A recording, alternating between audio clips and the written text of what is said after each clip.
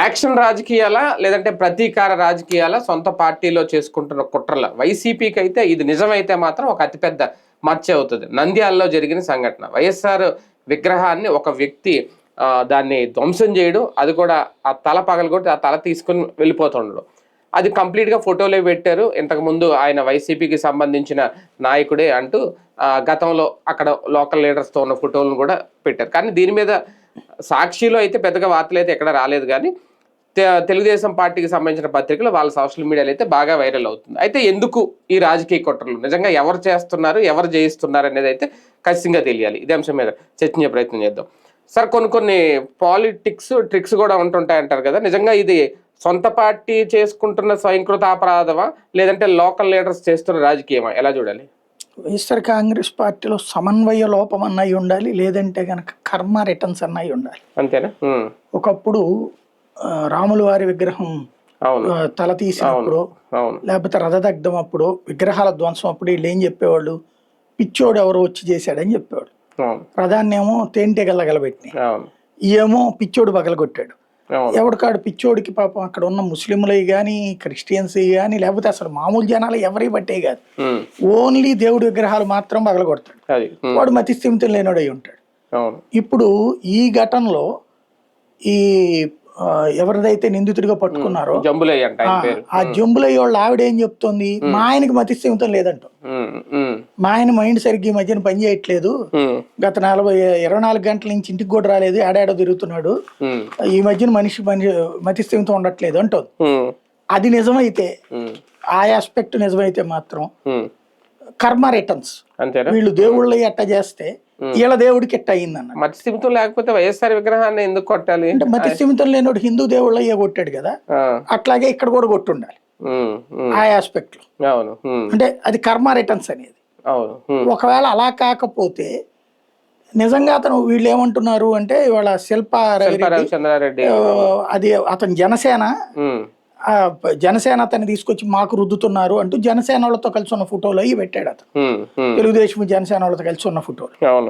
వీళ్ళు చెప్తున్న రికార్డ్ ఏంటి? 2018లో అతను వైసీపీ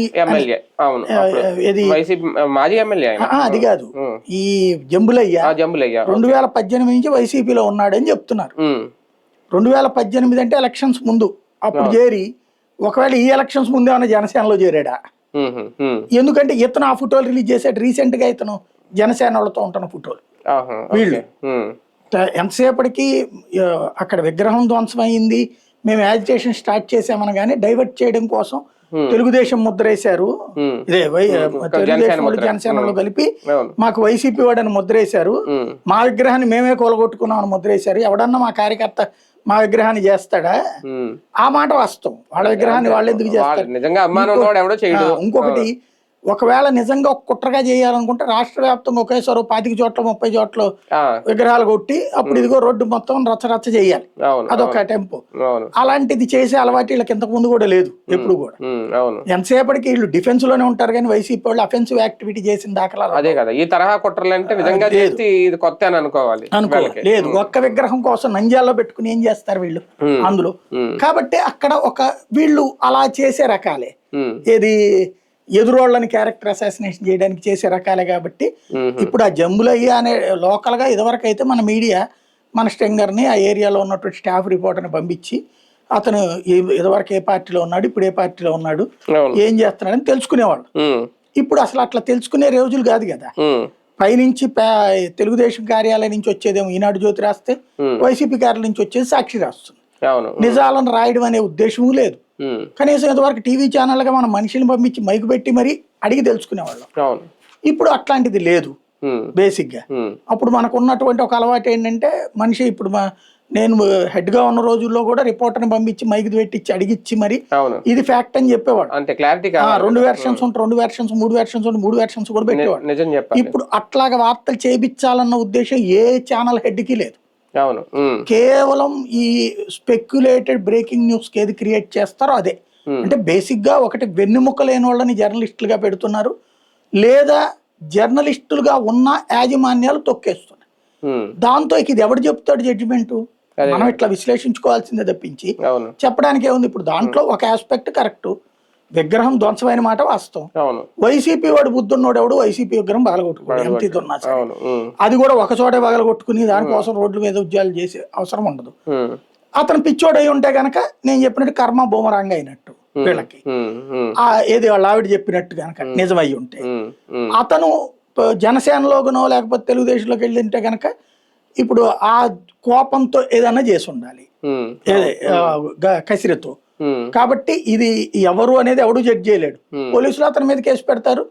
కాకపోతే ఎఫ్ఐఆర్ లో ఛార్జ్ షీట్లు ఏం రాస్తారు, వైసీపీ కార్యకర్త తన నాయకుడి విగ్రహం తనే పగలు కొట్టుకున్నాడని రాస్తారు. అదే రాస్తారు. వైసీపీ కూడా కౌంటర్ చేసుకోలేని పరిస్థితి ఇలాంటివి జరిగినప్పుడు. ఇందులో వైసీపీకి 2 కోణాలు ఉంది. సాక్షి పేపర్ చదివితే ఎక్కడ రాలేదు, అసలు రాలేదు. నిజంగా వైఎస్ విగ్రహం ధ్వంసం గనక తెలుగుదేశం వాళ్ళు జనసేన వాళ్ళు చేశారని రవి చెప్పింది నిజమయ్యి అమల్లోకి వచ్చి ఉంటే ఇవాళ సాక్షి నిండా అది ఉండాలి. అదే ఇదిగో కుట్రని, ఇదిగో అతను జనసేనోడు లేకపోతే తెలుగుదేశం వాడు ఇద్దరు కలిసి కుట్ర పన్నారు విగ్రహం ధ్వంసం చేశారని రాయాలి. ఫోటోలు అన్ని పెట్టాలి. కానీ ఏమి పెట్టాల, అసలు వార్తే రాయాలి. మరి ఏమైనా సిటీ ఎడిషన్ లో ఏమైనా వేసారని తెలియదు. మెయిన్ వార్త కాబట్టి అందులో ఇంకోటి రాష్ట్ర స్థాయిలో నాయకులు అనేక మంది స్పందించారు, 2 చోట్ల ధర్నాలు చేశారు. ధర్నాల ఫోటోలు ఇవన్నీ రావాలి. ఏమీ రాలేదు అంటే ఇది నిజమై ఉండాలి, అతను వైఎస్ఆర్ కాంగ్రెస్ పార్టీ కార్యకర్త అన్నది నిజమై ఉండాలి. దానికి అక్కడి నుంచి కౌంటర్ చేసే పరిస్థితి లేదు, ఎందుకు వచ్చిన పెంటను వదిలేసుకుని ఉండాలి. అదే డిఫెన్స్ చేసుకోలేని పరిస్థితులు అయితే వైసీపీ ఉంది ఈ ఘటనలో. కానీ ఒకటిసారి నిజంగా ప్రజల్లో అంత వ్యతిరేకత అంత ఇది వచ్చేసిందా అప్పుడే వైఎస్ఆర్ విగ్రహాన్ని మొత్తం? యాక్చువల్గా ఆ ఫోటో చూస్తా ఉంటే కొంచెం ఇదిగానే ఉంది, మరి అంత తల నరికి పట్టుకోవడం ఓకే, అది విగ్రహమే అయినా కొన్ని జీర్ణించుకోలేని పరిస్థితి కొంతమంది. ఆ ఆస్పెక్ట్ లో పిచ్చితనమే కనబడుతుంది. కార్యకర్తగా అయితే చేస్తుండ, అంటే ఏ రాయిచ్చు కొట్టడం వేరు, పగల కొట్టడం వేరు, ఏదో తల నరికి చేతితో పట్టుకెళ్ళిపోతున్న వీరుడిలా కనిపిస్తున్నాడు. సైకలాజికల్ డిజార్డర్ అయితే తప్పించి చేయలేరు. వ్యతిరేకత అయితే కనుక రాష్ట్రంలో ఎక్కడ ఇప్పుడు ఎందుకు ఉంటది? ఇప్పుడు జగన్ ఉన్నప్పుడు జరగాలి, లేదా జగన్ దిగిపోయిన రోజు జరగాలి. అవి 2 జరగలేదు. కాబట్టి అంత పిచ్చ మన దగ్గర లేదు.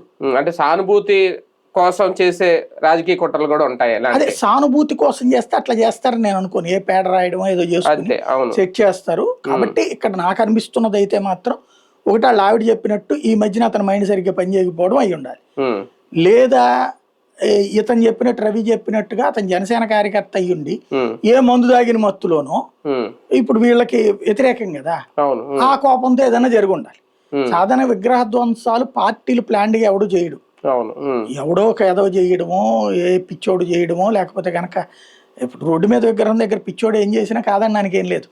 ఎవడో తెలుసు పిచ్చోడు మాట్లాడేస్తుంటారు, రాజశేఖర రెడ్డితో డైరెక్ట్ కావాలంటే, ఎన్టీ రామారావుతో మాట్లాడేస్తుంటారు, అన్ని విగ్రహాలతో మాట్లాడేస్తుంటారు. కాబట్టి అట్లాంటి వాళ్ళని ఎవడో ఏం చేయలేడు. దానికి వీళ్ళు ఉట్టి ఆ తల తీసుకెళ్లేది ఉంది కానీ అక్కడ ఏమన్నా వాయిస్ ఉందా ఏంటి అనేటటువంటి చుట్టుపక్కల వాళ్ళకి తెలిసి ఉంటది. కాకపోతే మన మీడియాకి వాళ్ళంత ఆసక్తి ఏం లేదు కాబట్టి కేవలం పొలిటికల్ మోటివేటెడ్ కాబట్టి రాయట్లేదు. నంద్యాల జిల్లాలో కానీ కర్నూలు జిల్లా మొత్తం ఇది టీడీపీకి ఇది ఒక పాజిటివ్ రాజకీయం అవుతుంది రేపొద్దున్న. దీని మీద సరిగ్గా చెప్పకపోతే ఏమి ఉండదు. కాకపోతే ఏంటంటే ఈ 2ది ఎవరిది నెగిటివ్ ప్రచారం చేయొచ్చు కదా వైసీపీ మీద, వాళ్ళే చేసుకుని ఉంటారు, వాళ్ళే తలలు నరుక్కుని రాజకీయం చేస్తారని చేయొచ్చు కదా వీళ్ళు. వైసీపీ కార్యకర్త ఎవరన్నా నమ్ముతారు? అది టీడీపీ కార్యకర్తలు నమ్ముతారు. టీడీపీ కార్యకర్తను ఇంకా నమ్మించాల్సిందే ఉంది, ఆటోమేటిక్ గా నమ్ముతారు. వాళ్ళని మార్చగలుగుతారు వీళ్ళు. అదే కదా. అయినా వైసీపీ ఎందుకు టీడీపీ ఇలాంటి రాజకీయాలు చేస్తున్నా, ఎందుకు ఇంకా సైలెంట్ గా ఊరుకుంటుంది? ఎందుకు అనాలి? ఇప్పుడు వైసీపీ వాళ్ళకి కూడా ఓ ఫీలింగ్ వచ్చి ఉండొచ్చును, మన కార్యకర్త వాడు మధ్య సరిగ్గా లేదని వాళ్ళ ఆవిడ చెబుతోంది కదా, ఆయన చేసి ఉంటాడు అని అనుకుని ఉండొచ్చును. రవి చెప్పింది అక్కడ లేకపోతే వీళ్ళ కోఆర్డినేషన్ ఫెయిల్ అయ్యి ఉండాలి. ఆదివారం పూట కదా నిన్న సాక్షికి సంబంధించిన రిపోర్టింగ్, ఇటు వీళ్ళు ఆ పార్టీ ముగ్గురు మధ్యన సమన్వయం. ఇలా ఆదివారం వస్తే రిలాక్స్ అయిపోతున్నారు, శని ఆదివారాలు వస్తే ఆ రిలాక్సేషన్ లో పట్టించుకోకపోయి ఉండాలి సీరియస్ గా. వైసీపీ దీని మీద కేసులు పెట్టడం ఇలాంటి ఏమన్నా చేస్తుంది? ఇంకేం పెడుతుంది కేసు? వాళ్ళు ఆల్రెడీ పెట్టేశారు. విగ్రహం అయితే వైఎస్ఆర్ విగ్రహం పగలగొట్టారని కేసు పెట్టారు, ఆయన అరెస్ట్ చేశారు, అయిపోయింది. అంతే, అయిపోయింది. అంతకుముందు వీళ్ళ రాజకీయ పోరాటాలు అయితే ఏముండదు. దీని వల్ల ఏమన్నా రాజకీయ ప్రయోజనం పొందుద్దా రేపు పొద్దున్న? కూటమిలో వైసీపీ వాడికి మనవాడిది ఇట్లా కూలగొడుతున్నారా, కావాలని నాటకాలు ఆడుతున్నారని ఫీలింగ్ ఉంటుంది. తెలుగుదేశం వాళ్ళకి ఆడదాడే కూలగొట్టుకుని చేసుకున్నారు, ఏదో నాటకాలు బయటపడిపోయినాయి అని టీడీపీ జనసేన వాళ్ళు ఫీల్ అవుతారు. తటస్థులకి ఆ విగ్రహాల గురించి పెద్దగా పట్టేది ఏమి ఉండదు. కానీ చాలా ఫాస్ట్ గా అరెస్ట్ చేశారు, సీసీ కెమెరాలు చూసి. ఇతను మంచి పని. రైట్. చూద్దాం నిజంగా జంబులే అనే వ్యక్తి జనసేనకు చెందిన వ్యక్తా, లేదంటే నిజంగా వైఎస్ఆర్సీపీకి సంబంధించిన వ్యక్తా, లేదు అతనికి మధ్యస్థిమితం సరిగ్గా లేదా, ఈ విషయంలో వైసీపీ గనక క్లారిటీ ఇవ్వగలిగితే తన మీద వేసుకున్న మచ్చ చెరుపుకునే అవకాశం ఉంది. లేదు అంటే వాళ్ళే జయించారా ఇది అనేది కూడా ప్రజలు అనుకుంటున్నారు ప్రస్తుతం. దానికి ఏం చెప్తుంది వైసీపీ అనేది చూడాలి.